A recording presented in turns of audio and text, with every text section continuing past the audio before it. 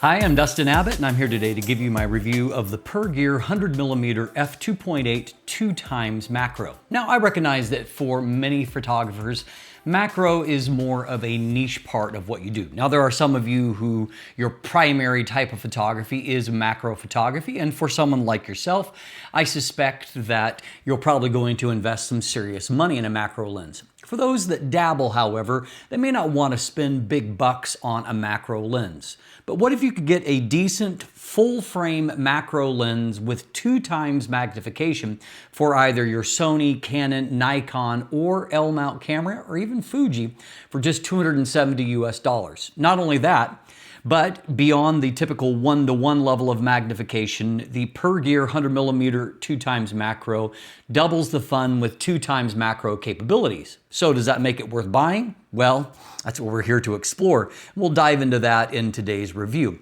So we'll start by taking a look at the build and handling. As you can probably see here, this lens has a very long, slender profile. It actually reminded me a lot of the Laowa 100mm f2.8 2x macro that I reviewed several years ago. Very kind of similar profile, and even some of the characteristics of the focus group are similar, and I'll get to that in just a moment. So this lens is quite narrow. It's only 71mm or 2.79 inches in diameter, but it is 157.8 millimeters or 6.2 inches long. It weighs in fairly heavy at 814 grams or 28.7 ounces. Now, the weight comes because this is all metal and glass, and it's a fairly substantial lens, at least in terms of the overall length. Up front, we do have a common 67mm front filter thread, so all is well there. It's at the front of the lens that, again, I'm reminded a lot of the design of the Laowa 100mm. Now, difference being that Laowa, in that initial design, they actually had a filter completing the optical design. The filter actually served as the front element in the optical design. In this case, it's a more traditional look where you've got a glass element here at the front, and then the focusing group of elements moves back and forth as you focus to where at the closest point, it'll basically bump right up against that front glass. And that's actually at that closest point there, that is actually at the macro distance, and as you focus back towards infinity, those focusing groups will actually move backwards.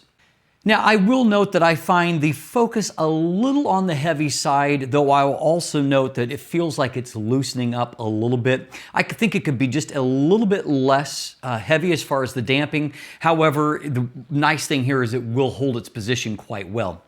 Now, when it comes to the actual focus rotation, for the macro range, I have no concerns. The overall throw here is about 130 degrees by my estimation, as you can see here.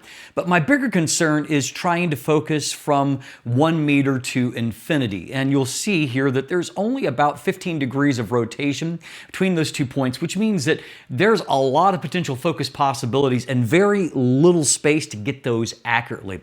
So what I found is it was actually hard to focus outside of the macro range because all it took was the tiniest little bit of correction, and it was the difference between being slightly in focus or completely out of focus, and somewhere in between there is that little tiny point where you have to be very sensitive and nail the correct focus. So this is a lens I think that works best as an actual macro lens and not as a multi-purpose lens. Now, we also have a aperture ring here, and the aperture ring itself is declicked. And again, the weight's fairly heavy on that, but it moves smoothly enough, and you can actually accomplish an aperture rack, as you can see here, without too much difficulty there. The actual aperture iris has 13 rounded blades, so it does quite a nice job of keeping a circular shape even when you're stopping down, and that will help you to have, round specular highlights across the frame. There is no included hood, and as we'll see in our image quality section, it could probably use one. It is somewhat flare prone. The actual barrel itself is an anodized kind of satin finish on there, all metal. Feels nice, feels like a pretty nicely made lens.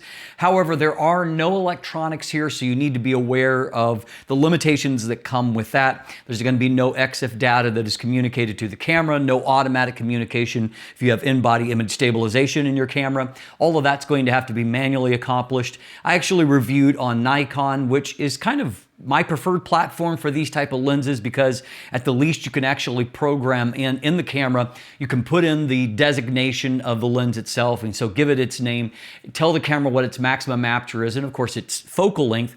And so that way it knows when you're selecting that particular lens, it knows what name to give it for the XF data, it knows what what the maximum aperture is and what the appropriate focal length is for the in-body image stabilization.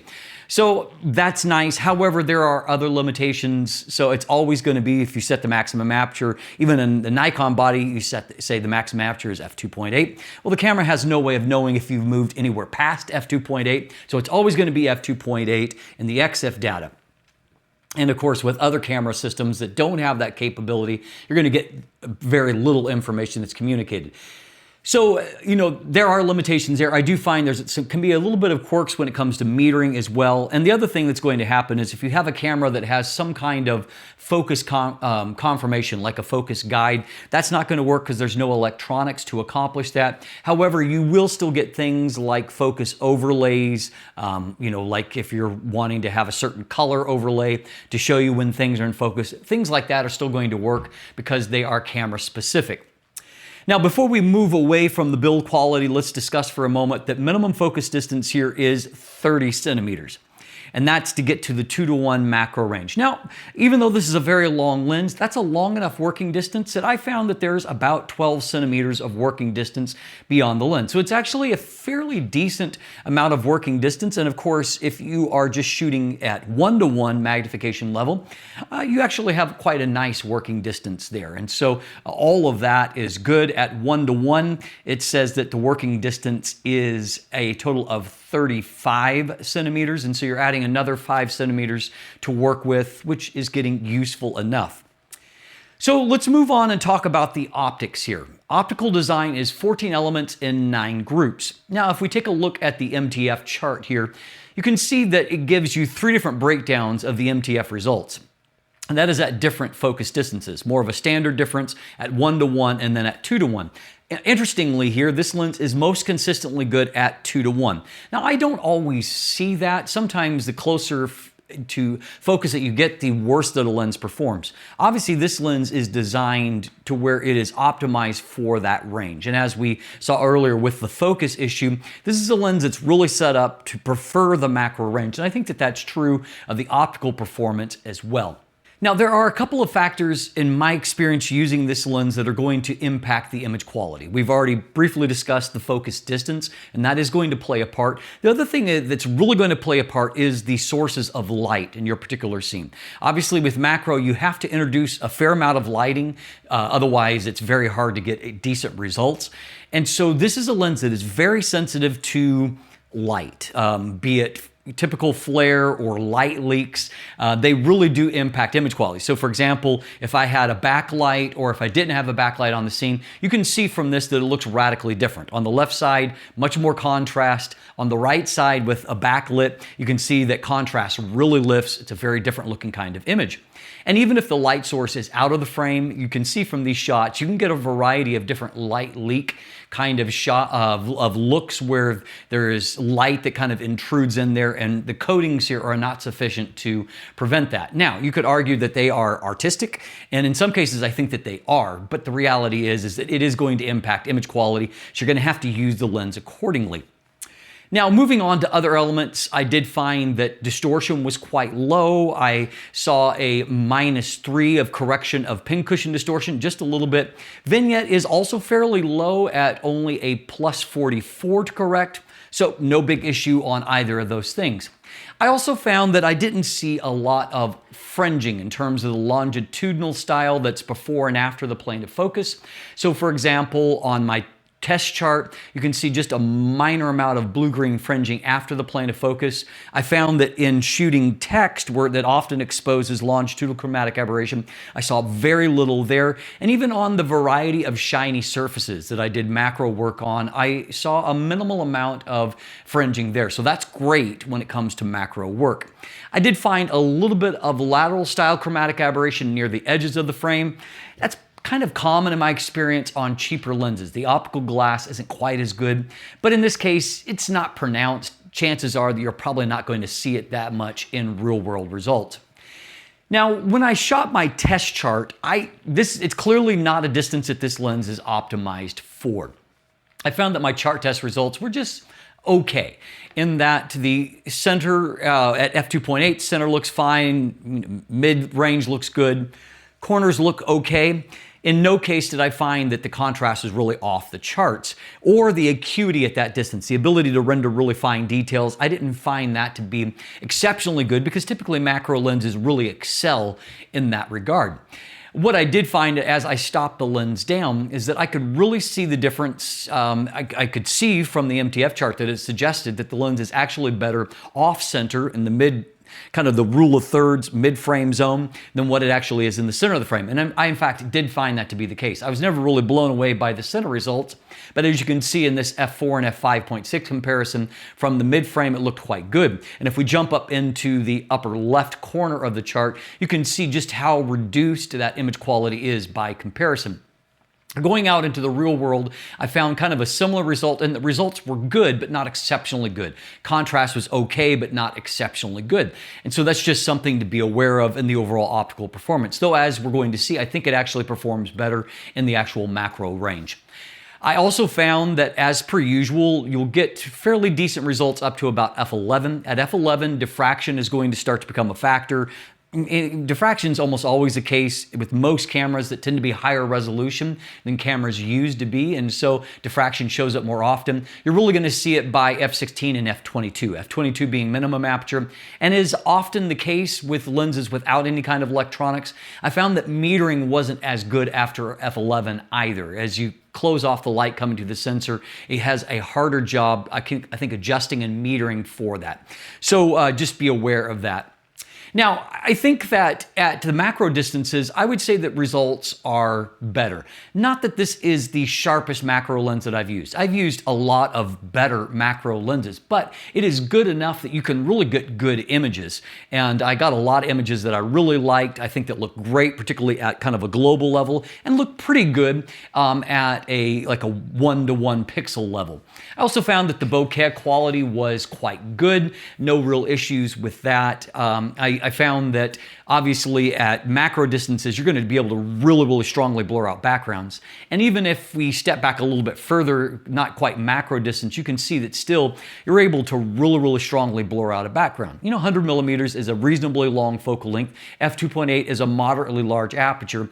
So as a byproduct, you can really blur out backgrounds.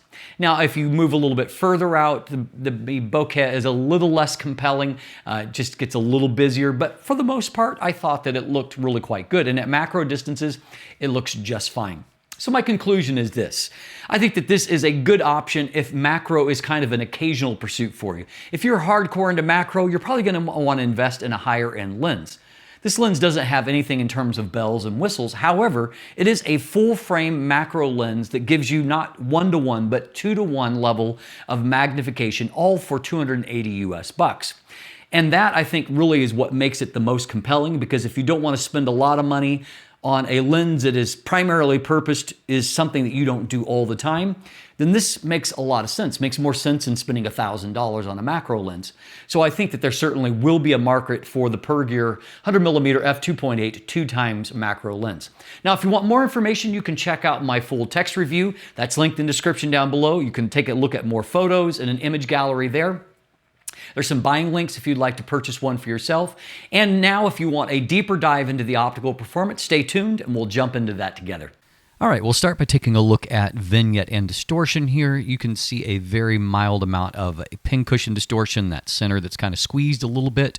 I used a -3 to correct here on the right. You can see it's a good linear correction. No issues even with the manual correction, which is important in this case because you may or may not ever end up with any kind of correction profile for a lens like this. Likewise with the vignette, you can see it's largely concentrated in the corners. I used a +44 to correct for it. And again, nothing major there. I have no big concerns. Now, as far as fringing goes, you can see it's not completely free of fringing. You can see after the plane of focus, in particular, you'll see a little bit of blue-green fringing there. Nothing significant, however. Text is actually really good. And you can see here that even at a very high magnification level, there's a tiny bit of that green fringing out the plane of focus, but again, if we pop back out, you don't even see it at a normal level of magnification. Likewise, with all of the shiny surfaces that you're going to encounter here when doing macro work, you can see there's very little fringing either in defocused areas or on these kind of transition areas where light is reflecting off there. So I don't see any kind of concerns really with that kind of fringing. You will see a little bit of lateral style fringing. You know, a lot of times to me, this is a little bit of a hallmark of optical glass being not fantastic. And in a cheaper lens like this, it's pretty common, but again, it's very, very mild. This is at, like, as you can see, a very high level of magnification, more than 200%. So you're not going to have any kind of real world issue with that. Now, as far as the chart test, this is done on a Nikon Z8, so 45 megapixels of resolution. This is shown at 200% magnification. So you can see it's, you know, not a bad performance in the center of the frame. Neither is it an off-the-charts good performance. I don't see any kind of like moire pattern here that shows that contrast and resolution is really high. You can see that you can make out the lettering, but it's not like it's really, really crisply delineated. Here in the mid-frame, where things tend to be the strongest, you can see a little bit of that moire pattern here, which shows that it's actually a little bit stronger here than what it was even in the center. In other places here, for example, you can see it's a little sharper here than here, but not a really noticeable difference. As we move off into the corners are going to be impacted a bit by vignette, as you can see. And the resolution is not terrible. I mean, there's resolution right off to the edge. It's not like it's popping off the page pen sharp either. Stopping down to F4, and you can see here that the metering, again, it's, as this tends to happen, it's not really a precise, the math doesn't add up. If we've closed down a full stop from here, we should be at a longer shutter speed than this, but, you know, such is life. And so looking in the center of the frame, we can see that there is a little bit more contrast now in the center of the frame. You can see that particularly the dark levels are a little bit darker. Looking at this text, it does definitely have better contrast, and so it's a little crisper looking. But again, your best zone is going to be, even if you look here compared to here, how much darker the black level is there. You can see as we pull over here towards the queen that you can see, again, even like the dots of ink are much darker there, more detail in the hair, and that moire pattern is just a little bit more pronounced there. As far as the corner performance I find to be largely unchanged. It's not really better. If we take a look at centering here, I'm going to say that the left side doesn't look quite as good to me as what the right side did. And so you can see here, and we can take a look at this here where you can barely make out the Forever USA. If we look at the other side, you can see that it's definitely much crisper looking. And so the right side seems to be a little bit stronger than the left. So here at f5.6 and then at f8, we can see in the center of the frame that the two results look largely similar, but I think f5.6 is just a little bit better. Best, again, results are going to come in that mid-frame here. Looks really good on the right side. How about the left side? Left side is, you can tell, just not quite as good. So again, not perfect centering, another hallmark of a cheaper lens. Now, how about at a macro distance? This would be about f5.6 looking at the depth of field here. And so we can see that, you know, there's it's usable amounts of sharpness and contrast there. It's not at the upper echelon of macro performance that I have seen before. The textures just aren't quite as crisply delineated, have a little bit of a very, very slightly jittery quality. But overall, it looks pretty good. And I think that the defocus is fairly good from the lens. Now for evaluating diffraction, I'm going to show you kind of the sharpest area of the frame typically. So here at f11, it looks really, really great. You can see that by f22, it looks much softer due to diffraction. You can also see that the metering, as you close the lens down, it's just not as precise. So we have a fair bit of underexposure there.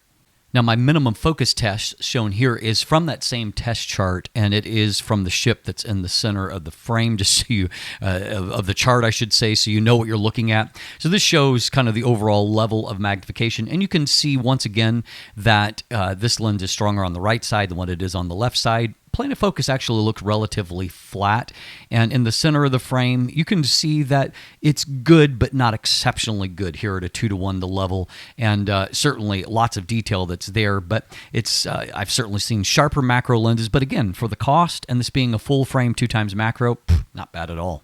Now, as noted earlier, I think that the bokeh quality is really quite good. And even if you're not at a true macro level, as in this shot, you can see you're able to just really completely blur out the background. So at macro distances, nothing to worry about. So here at more of a medium close distance, you can see that performance is really fairly good. I mean, here I think that the contrast and the detail on the subject looks good. And looking at the background here in general, you know, the blur looks not bad. I mean, it's not perfectly creamy, but neither is there a lot of hard edges. Here, when it comes to specular highlights, you can see that they are fairly round. You know, getting a little bit of a cat-eye deformation towards the edge of the frame, but the specular highlights don't look bad. And, you know, there's a little bit of business in them, but not bad at all. So I think that that's going to be fine. At macro distances, we can see, once again, you know, a good amount of detail on that shot. I think I like it fine. And then looking at the defocus screws on either side, again, the quality of the bokeh looks good. And here I think that the kind of the specular highlights, they're nice and round in shape. And so that's good. You can tell that high blade count, that as you've stopped it down, you can see it's doing a good job of keeping things circular there.